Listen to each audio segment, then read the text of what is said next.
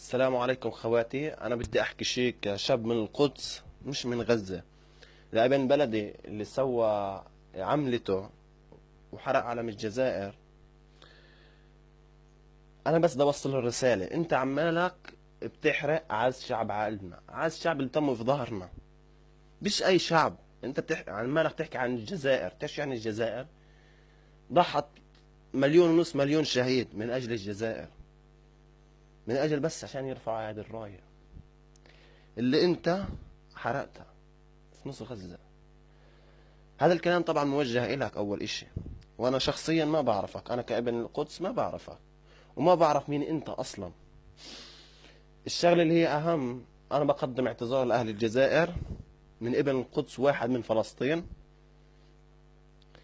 الاعتذار هذا موجه لكل جزائري من الصغير قبل الكبير.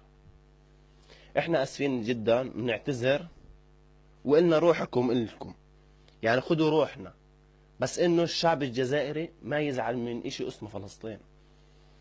احنا كدولة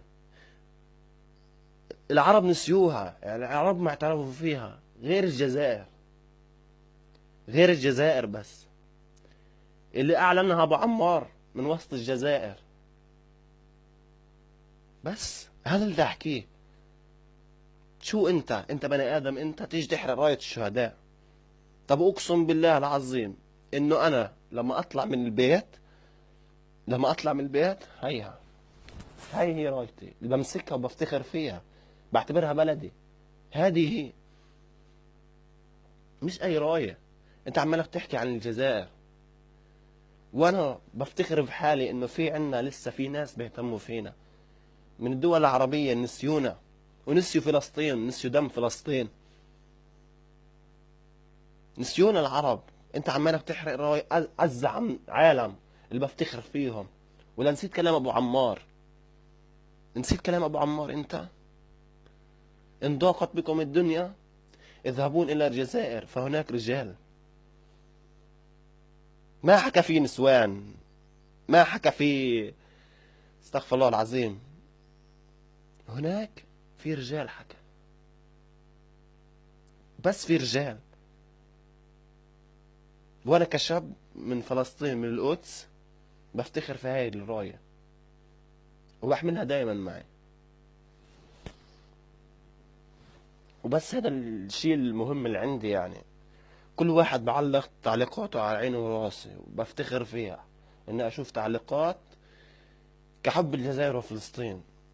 كمان شوي العالم بتمسخر علينا. ليش ما انت مثلا مسكت اعدائنا راية، الراية الصهيونية؟ ليش؟ ليش؟ الجزائر انت ما لقيتش من 24 دولة او 22 دولة عربية. الجزائر ما هي اهل مصر مسكرين المعبر، مش راضيين يفتحوه، او الرؤساء في مصر. ليش؟ لا بدي اعتذر وراح اعتذر، هذا لانه ابن بلدي. كمان شوي العالم تحكي شباب فلسطين بيحرقوا راية الجزائر والجزائريين ساكتين لهم. لا، انا هذا الفيديو خصوصي نزلته لاهل الجزائر مش لاكتر ولا اقل. بس هذا اللي احكيه. انا على فكره اللي زمان مش ناشر منشورات الي او انه تصورت صور الي بالقدس، لانه في شويه ظروف اللي ما خلتني اسوي هيك. بس هذا اللي احكيه. انا كشخص يعني بحكي كلماتي كحب إلكم فقط. وانا في بحسابي شغله اصدقاء افتخروا فيها اللي انا سويتها وبفتخر في حالي. بس هذا اللي بدي احكيه، ما بدي احكي شيء غيره. يعني الشاب هذا الفلسطيني، ما بدي احكي انه هو مش من فلسطين، هو من فلسطين بس لكن ندل، ندل. وهذا كل شيء عندي. انا كاحمد الرجبي بعتذر نيابة عن اللي صار، والشعب الجزائري بيطموا على راسنا من فوق. السلام عليكم للجميع.